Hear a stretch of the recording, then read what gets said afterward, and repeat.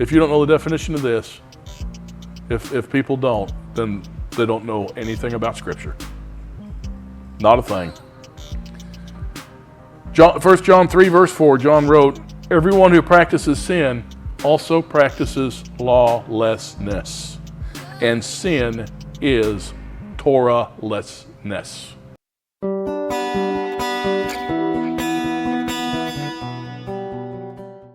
The Torah. Now, the Hebrew term that is usually translated as law. That's a reference specifically to the first 5 books of Scripture that were written by Moses.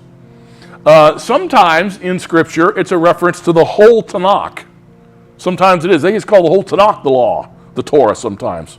It's a very poor translation to call the Torah law. It should be instructions, okay?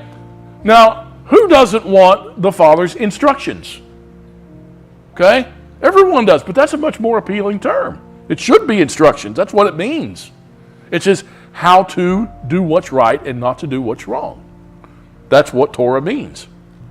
Sin is Torah-lessness.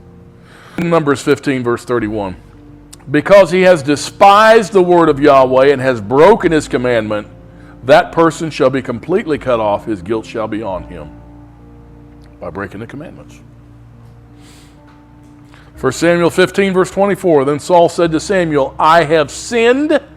I have indeed transgressed the command of Yahweh and your words, because I feared the people and listened to their voice. Sin is transgressing the commands of Yahweh.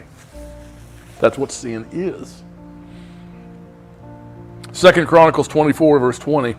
Then the spirit of Elohim came on Zechariah, the son of Jehoiada, the priest, and he stood above the people and said to them, Thus Yahweh hath said, Why do you transgress the commandments of Yahweh and do not prosper? Because you have forsaken Yahweh, he's also forsaken you. Daniel 9, verse 11, we read, Indeed, all Israel has transgressed your Torah and turned aside, not obeying your voice. So the curse has been poured out on us, along with the oath which is written in the Torah of Moses, the servant of Elohim, for we've sinned against him. Romans 3, verse 20, very, very interesting little passage here that Paul wrote. Because of the works of the Torah, because by the works of the Torah, no flesh will be justified in his sight, for through the Torah comes knowledge of sin.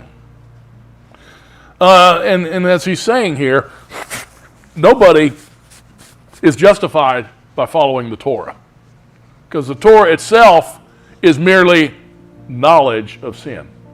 Knowledge of sin doesn't justify anybody. Okay? But to violate the Torah, to break it, is sin by definition. By definition. Romans 4, verse 15. For Torah brings about wrath, but where there is no Torah, neither is there violation. Paul's saying here, if you heard the Torah, the law's been done away with, how many times have you heard that in your life? 100, 200,000? Well, then there is no sin. There's no such thing as sin. Where there's no law, there's no violation. Torah's been done away with, then there is no sin. Isn't that the easy answer? Oh, everybody's saved. Even Adolf Hitler? Even Adolf Hitler.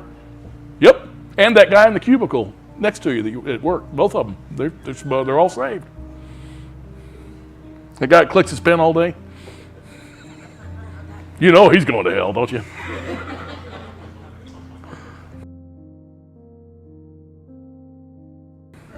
James 2, verse 9. But if you show partiality, you're committing sin and are convicted by Torah as transgressors.